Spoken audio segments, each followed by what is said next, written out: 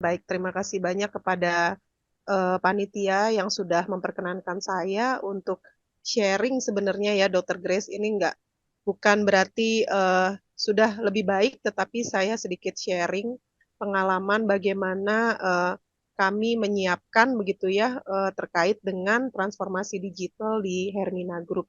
Kebetulan saat ini saya dipercaya sebagai Direktur Pengembangan Digital, jadi memang cukup terkorelasi begitu ya dengan adanya transformasi digital di Hermina Group yang memang sebelumnya, cerita sedikit nih Dokter Grace, saya di penunjang medis memang bertanggung jawab untuk mengimplementasikan rekam medis elektronik. Jadi pada sore hari ini mungkin kami izin share tentang pengalaman kami, bagaimana kami membuatkan roadmap begitu ya terkait dengan transformasi digital, tentunya saja dengan rekam medis elektronik yang nanti menunjang maturitas digital yang ditetapkan oleh Kementerian Kesehatan, serta kita juga support untuk mendukung ke arah satu sehat. Mungkin izin slide share. Oke, ini sedikit perkenalan. Mungkin di sini ada nomor telepon dan email saya. Mungkin kalau ada rekan-rekan di sini yang ingin japri-japrian atau email-emailan kami persilahkan gitu ya, karena di sini tempat kita saling membagi pengalaman ya. Jadi kita sama-sama belajar. Baik, ini sedikit saya singgung tentang apakah itu roadmap dari sistem informasi ya, dan apa sih pentingnya kita membuat roadmap begitu ya.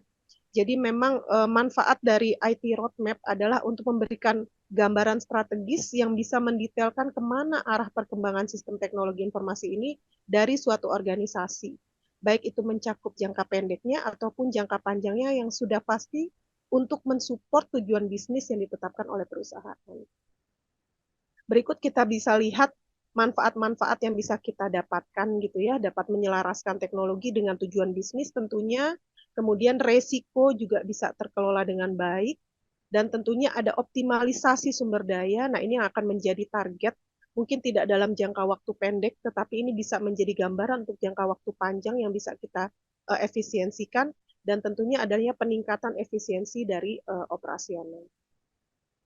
Nah, ini kita sudah ketahui bersama bahwa pemerintah sendiri menetapkan roadmap digital, di mana Indonesia itu harus uh, menjadi sebuah Indonesia Digital Nation yang bermartabat, berkeadilan, dan berdaya saing. Tentunya ini sudah cukup kita sering lihat ya, slide ini di Kominfo sangat rajin ya apa ya mensosialisasikan bagaimana Indonesia harus bisa untuk menjadi negara yang mampu dengan mengikuti perkembangan digitalisasi. Begitu juga didukung oleh Kementerian Kesehatan. Kementerian Kesehatan menetapkan proses transformasi digital dan digitalisasi kesehatan sejak tahun 2021 hingga 2024 yang nantinya akan diharapkan bisa mempunyai perluasan cakupan dengan sistem big data yang didorong melalui satu sehat. Kemudian ada perluasan cakupan sistem informasi Fasiankes yang terintegrasi, dan untuk pengembangan ekosistemnya terbentuklah integrasi produk inovasi teknologi kesehatan Indonesia yang dengan market global.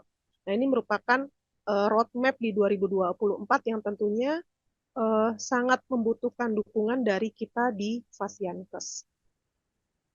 Nah, ini sedikit kami memberikan gambaran bagaimanakah evolusi kami terkait dengan perkembangan digital di Hermina Group. Kami sudah menggunakan proses digitalisasi sederhana sejak tahun 1996. Memang kami menggunakan Foxbase, kemudian di sini baru digunakan untuk pendaftaran dan transaksi keuangan. Dikembangkan lagi dengan sistem Magic untuk pemeriksaan penunjang, di samping melengkapi dari aplikasi yang sebelumnya. Di 2003 hingga 2007 kita menyempurnakan lagi dengan Visual Basic dan disempurnakan kembali di 2018 dengan VB versi kedua. Nah, ini kita sudah mulai masuk e-prescription, LAS laboratorium, kemudian bridging dengan BPJS di awal, karena kami cabang Hermina saat ini 47 cabang sudah bridging terintegrasi dengan BPJS, dan memang pasien kami lebih dari 60% adalah pasien BPJS. Jadi kami harus comply juga dengan peraturan-peraturan dan kebijakan BPJS juga terkait dengan sistemnya. Begitu juga di 2019 hingga sekarang. Ini kami berubah ke dalam satu sistem yang terintegrasi secara terpusat, di mana kami menggunakan web base. Nah, disinilah yang bisa mengadop e-medical record dan kemudian dengan integrasi antar cabang dan kami lengkapi lagi dengan sistem digitalisasi di sisi BPJS. Kenapa di sini kami sampaikan IMR dengan single NRM bertahap? Karena ketika kami mulai bergerak untuk berpindah ke sistem yang saat ini, kami sudah memiliki cabang di 39 cabang waktu itu. Jadi kami harus menyatukan rekam medis yang tadinya dimiliki oleh masing-masing cabang ini menjadi satu single rekam medis. Nah, inilah yang kami lakukan secara bertahap untuk pasien-pasien yang eh, datang kembali ke Hermina begitu. Tapi kalau pasien yang belum datang, kami tidak lakukan penyatuan. Tapi ketika dia datang kembali, baru itu yang kami lakukan penyatuan nomor rekam medis. Nah, inilah yang menjadi alasan kami kenapa kita harus membuatkan roadmap dan kita membuat satu proyek besar, yaitu kita bermigrasi SIM RS ke dalam satu sistem tersentralisasi. Karena memang yang pertama tuntutan dari cabang yang semakin banyak sehingga data untuk kami gabungkan itu cukup sulit. Kami harus mengambil dari masing-masing cabang, kemudian datanya tersebut juga belum bisa mendukung dari sistem rekam medis elektronik yang ditetapkan untuk PMK 24 tahun 2022. Kemudian data tersebut karena masih berdiri satu-satu dan belum ada standarisasi yang seragam membuat kesulitan untuk kami melakukan dukungan terkait dengan data analitik atau menghasilkan business intelligence. Selain itu juga banyak variasi-variasi di lapangan dan yang tentunya yang menjadi concern adalah data security concern. Ini adalah hal yang paling penting karena kami dulu masih menggunakan eh, apa namanya on-premise server di masing-masing rumah sakit yang saat ini kami akhirnya beralih menggunakan cloud gitu ya. Jadi untuk data security juga jauh lebih aman dibandingkan kami menggunakan on-premise atau server di masing-masing cabang. Nah, ini mungkin sedikit kami sharing tentang uh, pergerakan kami untuk mulai bermigrasi di tahun 2022 begitu dari satu cabang kemudian hingga merambah saat itu sekitar 39 cabang. Jadi kami kejar ini di tahun 2022 selama kurang lebih 7 bulan. Dan yang sekarang setiap rumah sakit baru sudah menggunakan aplikasi yang baru.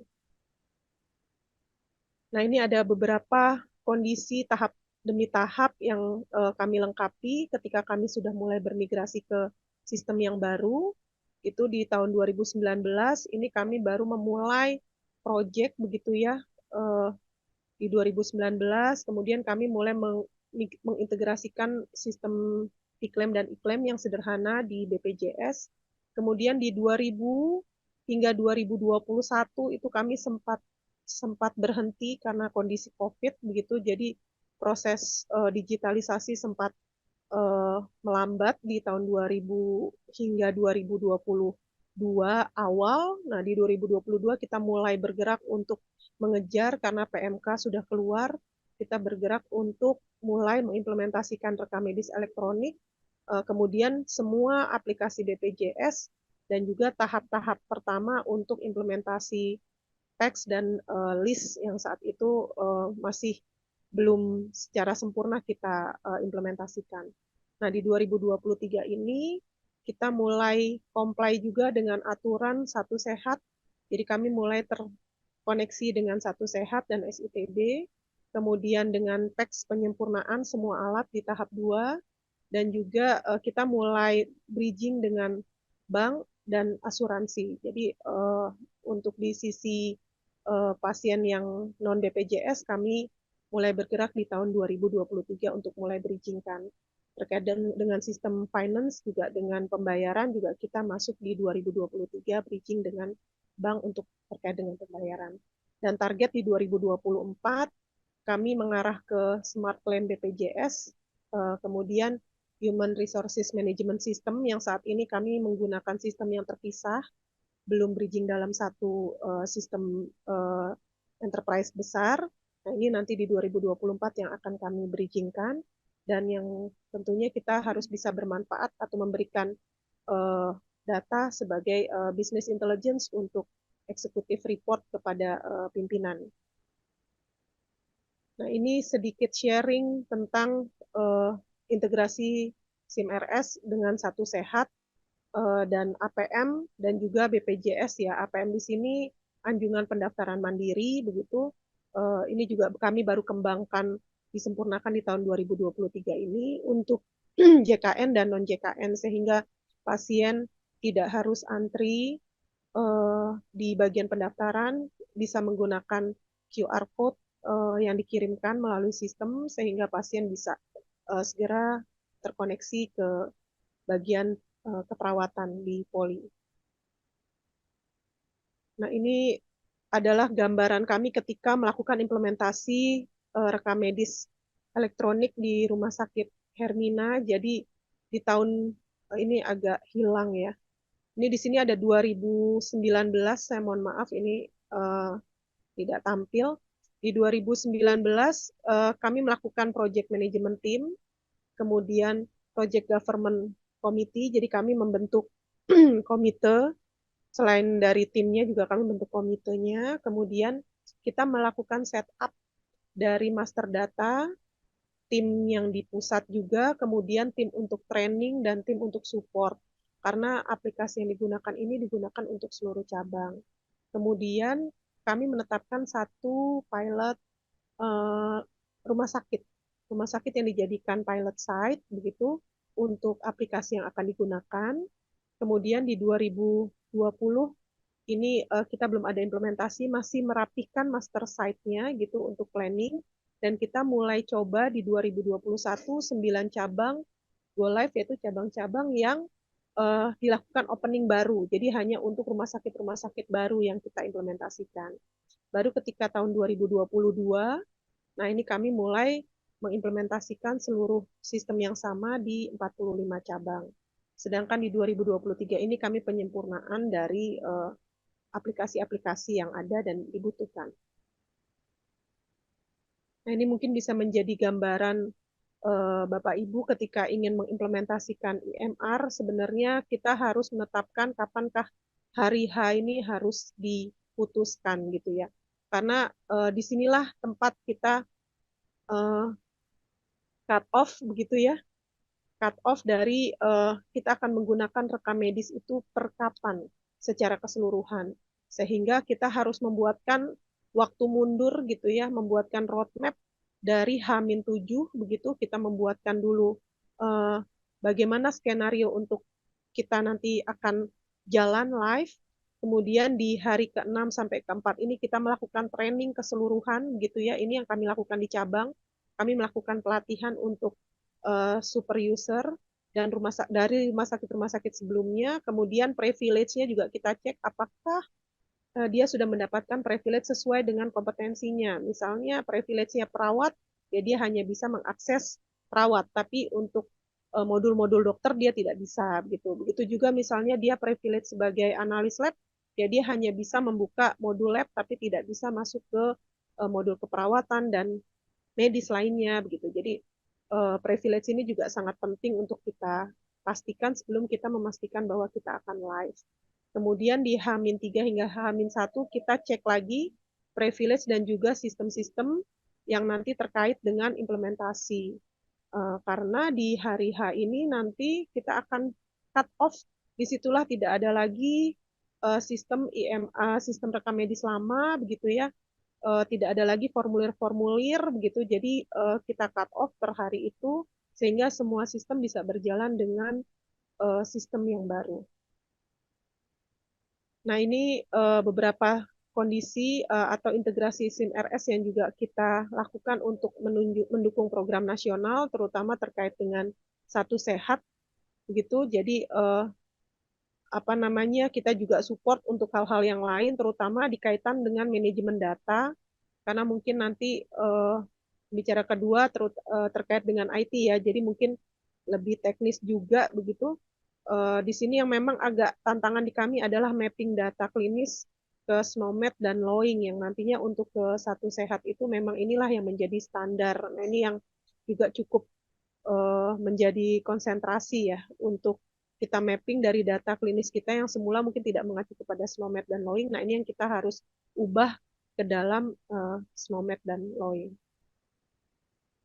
Nah, ini mungkin sedikit kami cerita bagaimana progres kami, karena uh, ini masih jauh dari, maka tadi dibilang sama dokter Grace gitu ya, kami juga bukan sistem yang sudah matur begitu, tapi kami terus melakukan improvisasi supaya ada perbaikan-perbaikan. Jadi ketika Oktober 2022 ada penilaian DMI dari Kemkes, kami melakukan self-assessment, nilai kami 3 begitu, kemudian kami terus melakukan improve dan di Agustus kemarin kami melakukan self assessment. Alhamdulillah kita sudah mulai naik di level 4 dan mudah-mudahan di akhir tahun ini kita targetkan kita bisa masuk di level 5 begitu, dengan penyempurnaan-penyempurnaan atau integrasi koneksi yang perlu dilengkapi terkait dengan maturity index.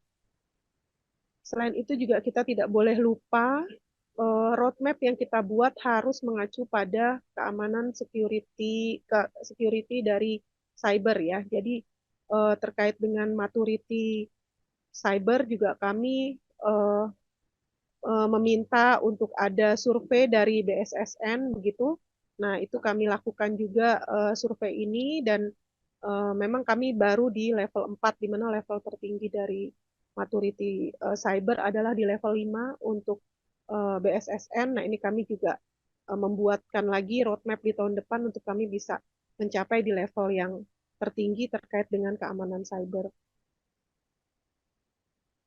Berikut adalah roadmap yang kami buatkan dalam 1 tahun ini untuk mengejar koneksi dengan satu sehat. Jadi kami membagi menjadi uh, 3 tahap begitu, 3 tahap deployment.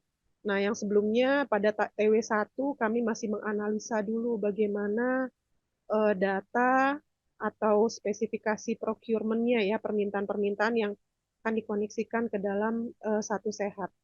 Kemudian dari 7 tahap satu sehat itu kami membagi 3 tahap di internal kami di Hermina. Jadi supaya targetnya adalah di tahun 2024 awal kami sudah bisa terkoneksi secara maksimal ke dalam satu sehat. Nah, ini yang kami bagi hingga saat ini pun kami masih terus melakukan deployment di tahap kedua dan ketiga untuk tahap lanjutan supaya full koneksi satu sehat bisa kami selesaikan di akhir tahun 2023 ini.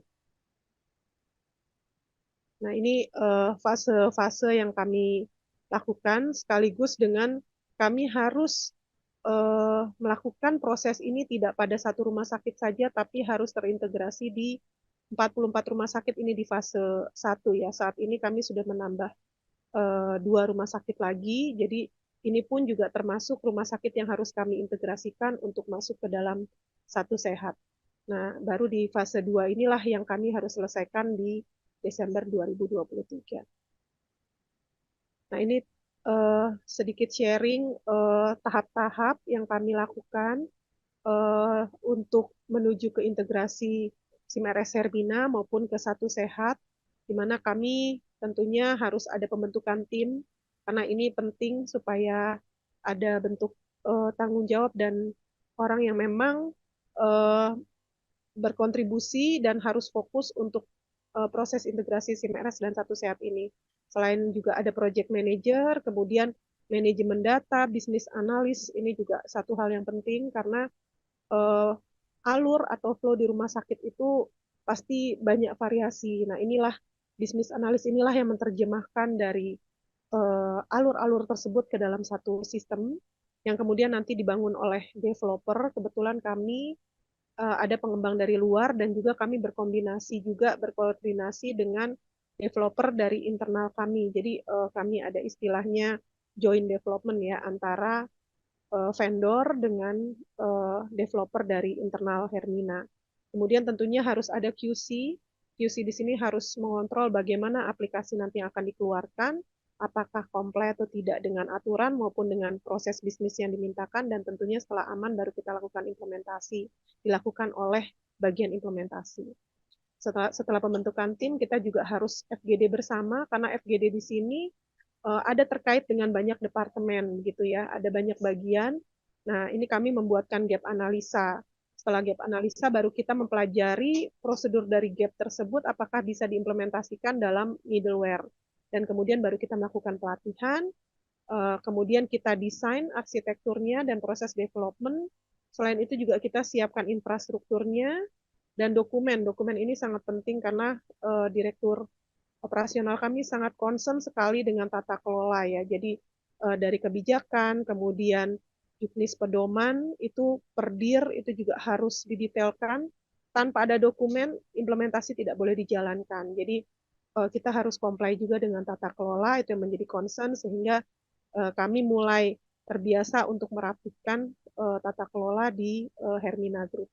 Yang kemudian sebelum diimplementasikan ini juga menjadi concern dari direktur operasional kami, di mana harus melakukan desain testing dan UAT dummy. Jadi tidak boleh langsung diimplementasikan sebelum benar-benar dilakukan desain testing dan kita harus melakukan UAT dummy atau istilahnya adalah simulasi basah begitu ya. Kalau desain testing adalah simulasi kering karena dia di sistem. Kemudian UAT dummy adalah dengan simulasi basah. Kita lihat dengan fitur-fitur tersebut apakah bisa di lapangan, baru setelah ini disetujui oleh direktur operasional baru bisa ke implementasi dan setelah berjalan dilakukan evaluasi.